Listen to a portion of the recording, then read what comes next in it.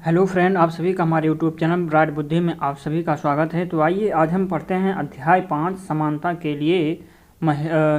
के लिए महिला संघर्ष। ये हम SCERT Bihar board class 7th की राज्य व्यवस्था बुक की एनालिसिस कर रहे हैं। इससे पहले हमने अध्याय 4 तक कंप्लीट कर चुके हैं। अगर आप नहीं देखे हैं तो आप हमारे प्लेलिस्ट में जा कर के क्लास 7 SCERT राज्य व्यवस्था प्लेलिस्ट बना हुआ है, वहाँ पर जा कर के सारे वीडियो देख सकते हैं। और हमने इसमें से कई सारे SCERT बिहार बोर्ड के क्लास 6 और 5 के कुछ वीडियो भी हमने कंप्लीट किए हैं, जो प्लेलिस्ट बना है। आप वहाँ से जा कर के अपनी पढ़ाई को एक अच्छी दिशा दे सकते हैं। चलिए शुरू करते हैं। समानता के लिए महिला संघर्ष। कौन क्या काम करता है, यही सब सारी चीज़ों को जानना है, समझना है। और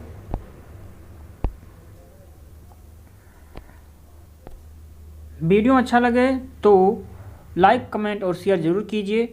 जो पहली बार देख रहे हो चैनल को, वो जरूर सब्सक्राइब करके बेल घंटी बजाएं। कौन क्या काम करता है, निम्नलिखित काम करने वालों के चित्र बनाइए। कौन क्या काम करता है, निम्नलिखित के चित्र बनाइए। खेती का काम, पढ़ाने लिखाने का काम, अस्पताल में मरीजों को देखभाल, दुकान चलाना, वैज्ञानिक, ईंट भट्टे पर काम करना, ये सब कौन करता है। चित्र देख करके या चित्र क्या करना है, खेती काम, इनके चित्र बनाना है। कहाँ पे, यहाँ पर।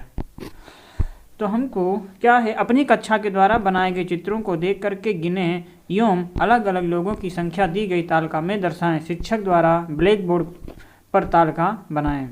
जैसे कि खेती का काम कौन करता है, पुरुष या महिला। पढ़ाने लिखाने का काम, अस्पताल में मरीजों की देखभाल, वैज्ञानिक, दुकान चलाना, ईंट भट्टे पर काम। तालिका देख करके बताइए कि किन कामों के लिए महिलाओं के चित्र ज़्यादा संख्या में हैं और किन कामों के लिए पुरुषों के। ऊपर दिए गए कामों के अलावा ऐसे कौन से काम हैं जो महिलाएं पुरुषों की तुलना में ज़्यादा करती हैं और कौन से काम हैं जो महिला की तुलना में पुरुष ज़्यादा करते हैं। ऐसे 5-6 उदाहरण देना है। क्या महिलाएं योग्य नहीं हैं। रीता मैडम की कक्षा में 30 बच्चे हैं। उन्होंने अपनी कक्षा में इसी तरह का अभ्यास कराया और परिणाम इस प्रकार मिला। जैसे खेती का काम किसान जो करते हैं, पुरुष की संख्या 30, महिला 0।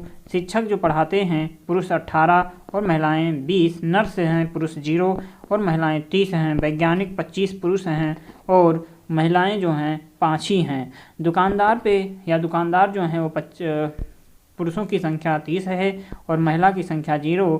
ईंट भट्टे पर काम करने वाले पुरुषों की संख्या 25, महिलाओं की संख्या 5 ही है। तो यहाँ पर बच्चों ने चित्रों को अपनी समझ के आधार पर बनाया है, जिसमें शिक्षक के रूप में पुरुषों को, किसान के रूप में भी पुरुषों को, नर्स के रूप में महिलाओं को एवं वैज्ञानिक के रूप में पुरुषों को दर्शाया है। ऐसा उन्हें इसलिए लगता है कि कुछ विशेष कार्य पुरुष ही कर सकते हैं, कुछ खास तरह के कार्य महिलाएं ही कर सकती हैं। उदाहरण के लिए बहुत से लोग ये मानते हैं कि महिलाएं ही अच्छी तरह से नर्स का काम कर सकती हैं, क्योंकि वे अधिक सहनशील और विनम्र होती हैं। इस कार्य को महिलाओं के द्वारा किए जाने वाले घरेलू कार्य के साथ जोड़ करके देखा जाता है। इसी प्रकार यह धारणा बन गई कि लड़कियां और महिलाएं तकनीकी कार्य करने में सक्षम नहीं होती हैं। लोग इसी प्रकार की धारणाओं में विश्वास करते हैं, इसलिए बहुत सी लड़कियों को उनकी योग्यताओं के अनुरूप अध्ययन करने और प्रशिक्षण देने का मौका नहीं मिलता है। योग्यता होते हुए भी अधिकांश लड़कियों को स्कूली शिक्षा के बाद विवाह के लिए प्रेरित किया जाता है। आप जानते होंगे जो किरण बेदी हैं, ये भारतीय पुलिस सेवा में प्रथम महिला हैं। तो प्रथम महिला भारतीय पुलिस सेवा में प्रथम महिला कौन है, तो किरण बेदी हैं।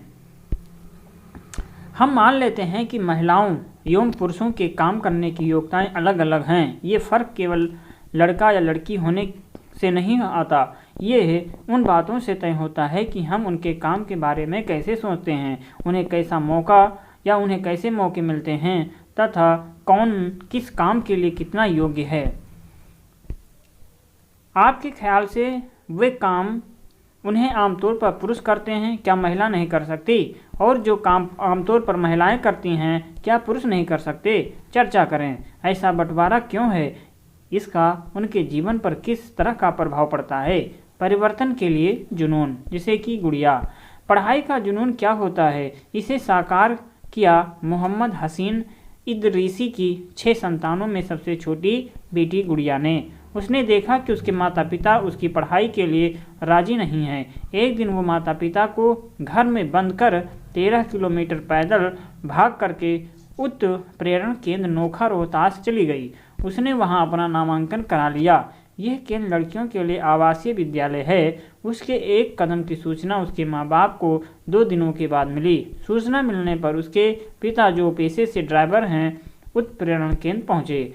उन्होंने गुड़िया को वहां से वापस घर ले आना चाहा, किंतु गुड़िया वहां से नहीं आना चाहती थी। उसके पिता को अपने समाज की बंदिशों की चिंता थी, किंतु गुड़िया की जिद के आगे उनकी एक न चली। इस तरह गुड़िया के इस कदम से आसपास के गांव में शिक्षा के प्रति लोगों में एक नई उत्साह का संचार हुआ। अब बात करते हैं कि भारत में 83% ग्रामीण महिलाएं खेतों में काम करती हैं। उनके काम में पौधे रोपना, खरपतवार निकालना, फसल काटना, कटाई करना शामिल है। फिर भी जब हम किसान के बारे में सोचते हैं तो हम एक पुरुष के बारे में ही सोचते हैं। ऐसा क्यों है? आइए पूजा के बारे में पढ़ते हैं। पूर्णिया जिले के एक गांव की एक छोटी सी बच्ची है पूजा। अपने गांव की हम उम्र लड़कियों को विद्यालय जाते देखकर उसे भी पढ़ने की इच्छा हुई। घर का सारा काम निपटा करके पूजा चोरी छिपे 1 वर्ष तक लगातार मध्य विद्यालय जाती रही। पूजा ने पुलिस में कार्यरत अपने पिता को समझाने की कोशिश की। अनंततः पिताजी मान गए और उसका नाम विद्यालय में लिखवा दिया। शाहूबनाथ 45 साल की एक महिला है। वो पूरे आत्मविश्वास से केरल राज्य परिवहन की एक यात्री बस चलाती है। शाहूबनाथ को गाड़ी चलाने का शौक था तो बचपन से ही था, लेकिन उसने कभी नहीं सोचा था कि किसी दिन वो यात्रियों से लदी हुई इतनी भारी भरकम बस चला पाएगी। फिर ये सब कैसे हुआ? जितना मुश्किल है बस चलाना, उससे कहीं ज़्यादा मुश्किल है अधिकारियों को ये यकीन दिलाना कि मैं ये काम भी कर सकती हूँ। कई यात्री तो टिकट खरीदने के बाद भी चालक की सीट पर शाहूबनाथ को बैठे देख करके उतर जाते थे। शाहूबनाथ ने बताया कि एक बार मेरी बस में सिर्फ एक यात्री ने सफ़र किया और सारे यात्री मुझे देखते ही उतर गए थे। उस दिन मैं बस चलाते चलाते रोई भी थी। रात का सफ़र था। दूसरे दिन घर आई तो फूट फूट कर रोने लगी, बिल्कुल बच्चों की तरह। मेरे पति भी रोने लगे थे। दोनों खूब रोए थे। मैंने कहा मैं नहीं करूँगी अब ये काम। पति ने कहा ठीक है, अगर इतनी तकलीफ है तो छोड़ दो, पर मेरी तो इच्छा है तुम वही करो जो आमतौर पर लोग नहीं किया करते। तो मैसूर की के निनगम्मा भारत की प्रथम महिला बस ड्राइवर हैं। ये इम्पॉर्टेंट है। मैसूर की के निनगम्मा जो हैं ये भारत की प्रथम महिला बस ड्राइवर हैं। मैं वापस ड्यूटी पर गई। धीरे धीरे यात्रियों ने मेरी ड्राइविंग की प्रशंसा की। फिर 4 से 8, 8 से 16 यात्री हुए। अब मैं पूरे आत्मविश्वास के साथ बस चलाती हूँ।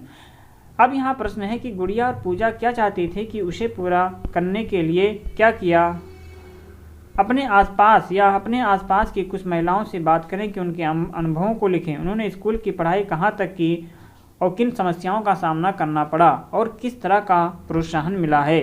शाहूबनाथ को बस चालक बनने के लिए कठिनाइयाँ क्यों आई? शिक्षक से चर्चा करें। महिलाओं के आंदोलन। ऐसे कई क्षेत्र हैं जहां महिलाओं की स्थिति में कुछ सुधार दिखता है, जैसे कि स्कूली शिक्षा, साक्षरता, वोट देने का अधिकार, कानूनी हक एवं स्वास्थ्य सेवाएं। ये सुधार काफ़ी हद तक महिलाओं के द्वारा आंदोलन छेड़ने की बदौलत हो पाया है।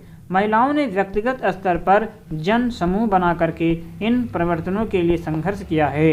विभिन्न तरह के आंदोलनों की झलक यहाँ देखते हैं। लंबे समय से दहेज के कारण बहुओं को मारा पीटा और जलाया जा रहा है। महिलाओं ने दहेज के खिलाफ 1980 के दशक में जोरदार आंदोलन छेड़ा। इसमें बड़ी संख्या में महिलाओं ने भाग लिया, खासकर उन औरतों ने जिन्होंने अपनी बहन बेटी दहेज के कारण खोई थी। महिला समूह ने दहेज पर जगह जगह नुक्कड़ नाटकों का प्रदर्शन किया, प्रताड़ित महिलाओं व उनके परिवारों को कानूनी सलाह और मानसिक बल दिया। महिलाओं ने सड़कों पर उतरकर कचहरी का दरवाज़ा खटखटाया यूं अपनी मांगों को रखा। आंदोलन की वजह से ये समाज का बड़ा मुद्दा बन गया। समाचार पत्रों में भी खासी बहस हुई। परिणाम स्वरूप दहेज कानून बना ताकि वैसे लोगों को दंड दिया जा सके जो दहेज संबंधित अपराध में लिप्त हैं। हम यहाँ पर जानेंगे कुछ क्या है चित्रों में कि दहेज के खिलाफ यहाँ पर पोस्टर बने हुए हैं। इस जेल को तोड़कर रहेंगे।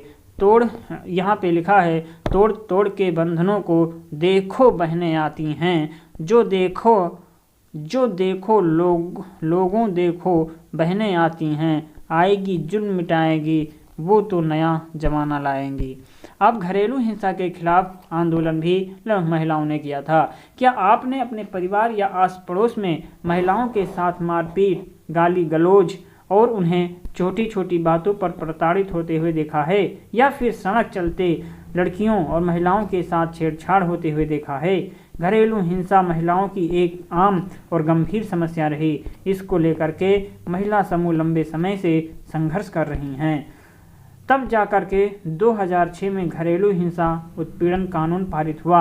यह महिलाओं का घर में शारीरिक और मानसिक हिंसा को रोकने हेतु बनाया गया कानून है। शराब विरोधी आंदोलन भी चलाए गए। इस चित्र में आपको क्या दिख रहा है? क्या आपके इलाके में ऐसी समस्याएं हैं? चिपको आंदोलन भी चलाया गया था महिलाओं के द्वारा। ये औरतें ऐसा क्यों कर रही? शिक्षक से जरूर चर्चा करें। और लिंग जांच विरोधी आंदोलन भी चलाया गया। बेटी बचाओ बेटी पढ़ाओ। इस पोस्टर में क्या कहने की कोशिश की जा रही है? आप इन पोस्टरों को देख सकते हैं। यहाँ से अभ्यास प्रश्न आ चुका, अर्थात हमारा ये अभ्यास भी इसी के साथ समाप्त होता है। तो अब हम वीडियो कैसा लगा, हम यहाँ पर इन सब चीज़ों में छोटी छोटी चीज़ों को जानेंगे कि हाँ, इन सब बुक में क्या है क्या नहीं है, क्या पढ़ने योग्य है क्या पढ़ने योग्य नहीं है। इसीलिए इस सब सारी बुकों को समझना बहुत ही ज़रूरी है और इससे आपके शब्दकोश में भी वृद्धि होगी और आपको इस किताब के बारे में भी जानने को मिलेगा, क्योंकि कहीं पर थ्योरी टाइप कुछ पूछ लिया जाता है तो आप वहाँ उन प्रश्नों के उत्तर आसानी से दे सकते हैं। वीडियो अच्छा लगा हो तो वीडियो को लाइक कमेंट शेयर जरूर कीजिए अपने हित में दोस्तों के साथ। तो चलिए अब हम मिलेंगे किसी एक नए अध्याय में। तब तक आप पढ़ते रहें, मस्त रहें। नमस्कार।